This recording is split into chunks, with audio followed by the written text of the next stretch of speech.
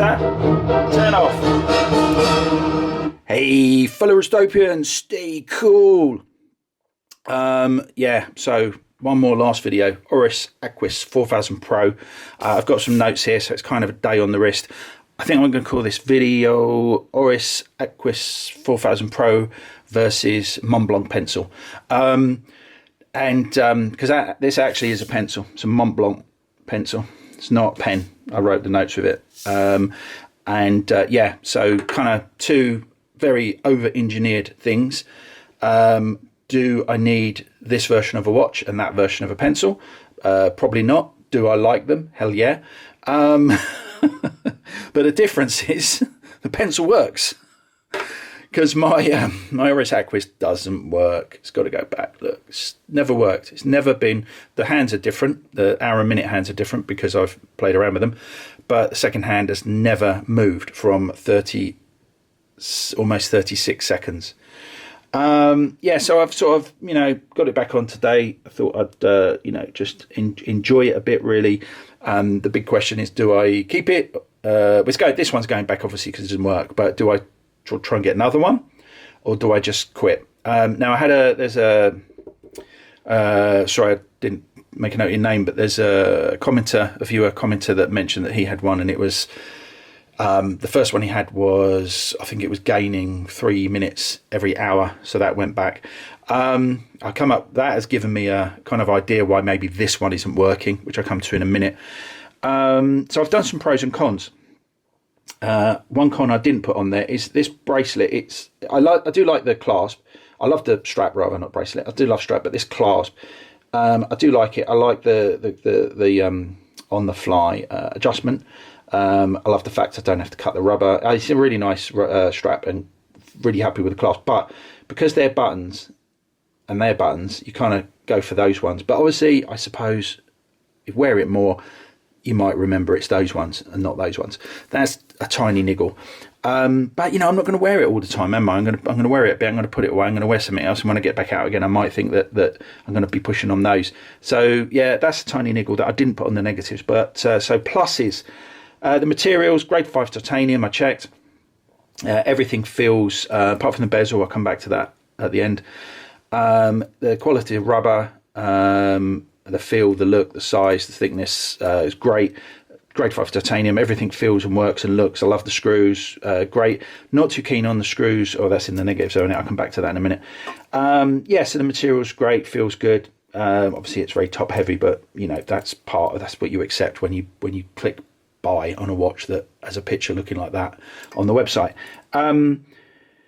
Yeah, the feel of it, the materials feel, covered that. The winding, apart from the fact it doesn't work, the actual unscrewing the crown, which I'll do quickly at the end, just to go over that, is really nice. I've got the thickness down. I've got the thickness in the pluses and the minuses. I much prefer this over the 1000 Pro, and it's because this one's thicker. So I can't really moan about that, but so it's a bit of a love-hate thing with the thickness. It's weirdly good looking, and part of that is that it's very, very thick. It's like stupidly thick, really. The lugs, I don't like the lugs. They've been the negatives. The effective lug width, so basically where the width of the strap as it leaves the lugs, basically is what I call the effective lug width. 26mm, that's a really nice size for the look of the watch. And it's high beat, which is great. So it's high beat movement. Obviously I can't see mine high beating because it doesn't beat at all. But yeah, that's a positive thing. Right, negatives. I put warranty under negatives. It's not a negative, but just to let you know, the 10-year warranty is a 2-year warranty, and it gets extended by 8 years to 10 years if you register by scanning that code with Oris, which I'm guessing doesn't make any difference. I don't know if it's a different type of warranty. I haven't really looked into it. These two both have a 5-year warranty. Is there a difference? I mean, there could be a difference in the whole warranty that Oris have, but is there a difference in the 8 years to the first 2 years? Maybe I'll look into that if I buy another one. Does it mean really it's a 2-year warranty? Maybe the 10 years is just labour, not parts, or something like that, But anyway, just to let you know that possibly a negative. But it's still 10 years, isn't it? It's still twice as much. But anyway, the bezel usage, I'll come on to that in a minute. The screws on the bezel, I don't really like screws on the bezel, but I forgave that because I'm forgiving this a lot in the looks department, aren't I? But if they'd have been flatheads or Phillips Posi-Drive, that would have just been a no. But because they're the 3-head design that Oris use, which I quite like, even though they're little diddly ones, and the quality of those is a bit questionable, I've forgiven it for those, but don't really like them. Thickness I've mentioned being negative as well. And sorry, it's gone off shot a bit there. What I thought was that after a commenter, sorry I didn't take your name, said his first one he had played up and he had to get a second one. I thought maybe that's because it's an in-house movement, because they do say that, you know, a quality generic movement is better than a bad, you know, a lesser quality in-house. And maybe me and the other commenter, the commenter and I, had problems with the first one that had both watches had to go back. Maybe that's because it's an in-house movement. Maybe that's exactly what this movement is exactly what people are talking about when they say that. You know, they've made the effort to make an in-house movement, but they're not very good at doing it. And so it's got problems. I don't know, just a thought there. So yeah, that's sort of the positives and negatives. I've re-recorded this video to try and keep it a bit shorter. So hopefully I'm remembering everything. Good job I wrote it down. Check on, let's talk about that bezel now. Now, firstly, actually, might as well put it on, do both bezel things at once. So yeah, I don't know if I'm going to watch some reviews of this. Let's pull my sleeve up because I wouldn't be wearing this with a sleeve on. I'd be in the summer. Yeah, so if you're going to use it, you pull that up. Did that click? It clicks twice because it's got to pull up on at 2 positions. I'm not sure where those 2 positions are, but anyway. And then you rotate it. It's not that easy to rotate, and I tend to put my fingernail there and push it there, which that's not great. And the other thing that happens, it's probably not going to do it now, is that when you're turning it, sometimes it'll pop back down. So it's now not turning because that's the safety system.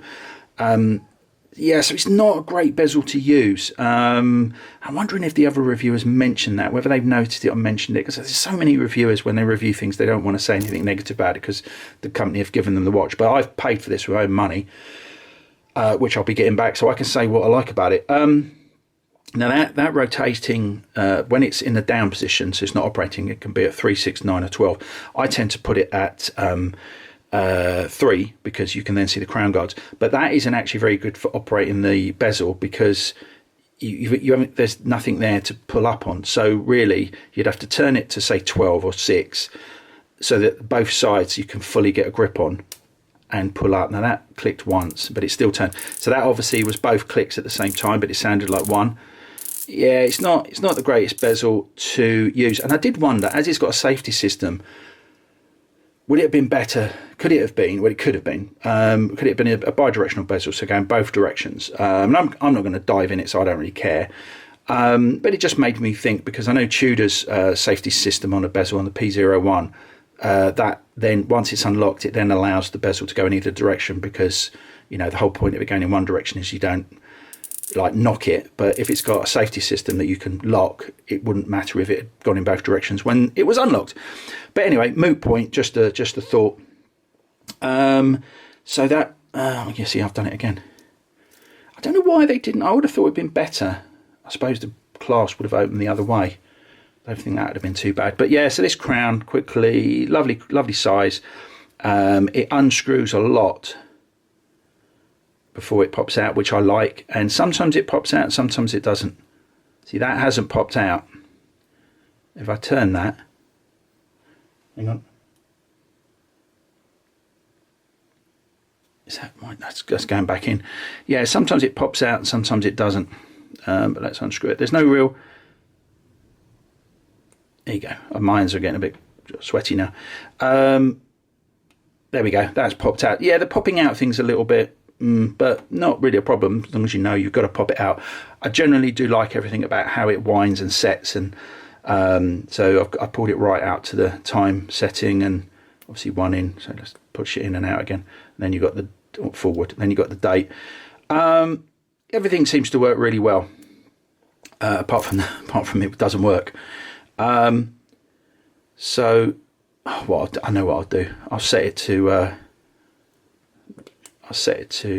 This will annoy them. I'll set it to 10 past 10. Oh, 10 past 10. That's the time that watches are set to in magazine photos, if you didn't know. Because it looks sort of happy, and the hands are out of the way of the text. That's why they do that. Well, they won't notice. It's so dumb. I think they didn't test it before they sent it to me. Yeah, so hopefully I've covered everything in this video that I did in the last one, which was twice as long, and didn't have the pencil gag in rather. I've not heard back from Oris yet, but you know, it was a Friday. It was yesterday. It was a Friday. I got in touch with them, so I didn't really expect to hear back with them before next week. Watch is going away back to Goldsmiths on Monday. As I said, I think I've said in this video, I'm just going to get a refund. I think there's not much point in getting another one now. You know, with the things that niggle me, so the way the bezel works, the screws on the dial, and the thickness is just a bit too much. But I do love it. Don't get me wrong, I do love it. If it had worked, or if they give me a further discount off the watch, I'd probably accept another one. But as it is, I think I'm just going to get my money back and call it a day. So I'll see what Oris say. I mean, it'd be interesting to see what Oris say. Do they just fob me off?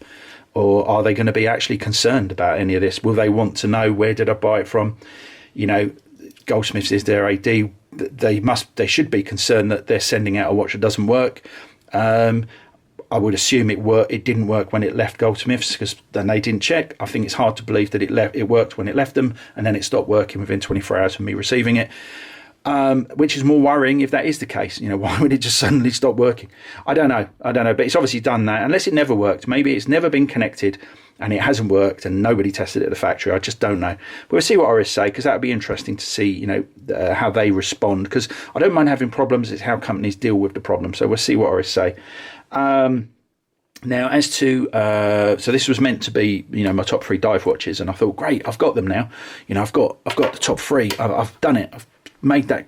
You know, I've got that collection. I can wear any one of the top 3 dive watches, in my opinion, in the world. People have suggested other watches. People have suggested a Submariner, but you know, Submariner is 2 steps down from a deep sea, because you've also got the regular Sea Dweller, then you've got the deep sea, and the Submariner's right at the bottom of that list. So that's not going to be there. These are all top of their game. I mean, these are, apart from you've got the Deep Sea Challenge, which I don't count in this personally. I think it's not one I could get at list. I only really buy watches at list, Rolexes at list rather. So I wouldn't be going to the grey market, and I don't think they'd give me one. And it's a bit too silly looking, even though this is quite silly looking. I've never seen one, so it might be less silly looking than this. It probably is in many ways. So yeah, these are top of their game. The Submariner isn't. The other one that gets mentioned, of course, is the Blanc 50 fathoms. Blanc 50 fathoms. Oh, I need a drink. I'm going down the pub in a minute. Nice lime and soda with the doggy. In the sun. Yeah, but I really don't. I re-looked at the 50 fathoms, and I just really don't like it. It's got a date at 4:30. It's what else don't I like about it? It's only 3,000 meters as well. Date at 4:30. It's like this one does. It doesn't. It's a company that a design that doesn't seem to like any design on the lug. So as this one is, it's hidden a bit by this black thing. But as this one is, let's move that out of the way. You know, it's a very round case. It's a very round case, and the lugs are just there. They're like an inconvenience. They're there to hold the bracelet and strap on. But it's like they don't want them to be part of the design. Blanc want a round, very round watch, and even to the whereas, you know, normally, to give you, you know, the opposite of that is the lugs on this start to come out. There's no roundness on that case. Oh, let's get it in shot. Sorry, where I'm standing, I can't see much on the viewfinder. It's a very round on the Blanc. It's a very round design, like that is, if you can see what I'm saying. Whereas on the Rolex here, there's no round area. There's, apart from that point there, everything else has stuff sticking out from it. So, you know, it's got curvy lugs, it's got curvy crown guards. And that's the kind of look that I prefer. I don't really like this. Like Nomos do it, for example, on their dressy watches. You know, they're very round. It's a very Danish design, very round Scandinavian look. It's very round, and then the lugs just shoot out. At least on this one, it's got decent crown guards. On the 50 Fathoms, it's got these little tiny little things there. It reminded me of that movie Meet the Fockers, where that scene where he's talking about milking the cat. They look like cat nipples, basically. Sorry, Blanc, but they do. Yeah, they're just not crown guards, are they? If you've got these two little pippy things there, just, you know, you can't call that a crown guard. It's just, so yeah, I mean, the 50 Fathoms, people like it. I'm sure it's a lovely quality watch, but design-wise, it's just not for me. And it also looks like it's, you know, it looks like Captain Jack's watch. I mean, it just looks too, you know, as the name, you know, pirate, it just looks like that. And I'm guessing that's what people like about it, but it's just a lot of things I don't like personally. So yeah, 50 Fathoms is not in here. It also costs like 17 grand list. I know you'd get it, like, hopefully you'd get a big discount on it. I'd be, but it's not even, yeah, I'm not even going to try them because I don't like it. You know, mates said it's, you know, used, you can get it for 6-7 grand, which is fair enough. I don't particularly want to use watch, and I don't like it anyway, so why would I even bother trying that? And it's not, I guess it's top of Blanc's game, but yeah. So I don't know. I think it's a shame that the Tudor Pelagos Ultra wasn't actually Ultra, because that would probably be here now. That would be here instead of this. You know, but it wasn't. It was just a slightly bigger. It's basically a new model of the Pelagos. It's not anything really ultra about it. So otherwise, that would be here. And I think, you know, I don't think Tudor are now going to make a big dive watch, as I predicted they would before they brought it out. But they never did bring it. It wasn't big enough. It was like they had a go. Bless them. But yeah, so I think my dive watch trilogy is, I just don't think there's going to be anything. There's some obscure brands that are more about depth than they are about quality, I would imagine. I'll check those out. People have recommended. But these three, you know, like I say, top of the game, they're quality things, not just about the depth. So yeah, I think I've given up on having a top three. I suppose this is still that third watch in the top three. Maybe I'll just sort of, you know, refer back to these videos of my one day's ownership, or, you know, weekend's ownership of it. I think this is still in the top three, but I just don't want to own it because of the you know, well, largely because of the problems with, if Goldsmiths had just checked it before sending it out, they'd have put this one in the bin and and got one that worked and sent that to me, and I'd be probably very happy boy now. Looking forward to the summer, all the barbecues in my new wibbly wobbly. But yeah, so it's going back. Let me know your thoughts if you want to. I hope you enjoyed seeing the video. I hope you enjoyed the videos on this watch, and you know, me kind of telling the truth about it, whereas maybe other videos on it may have sort of glossed over a few things, or the ones I watched, they just seemed very, very overly positive.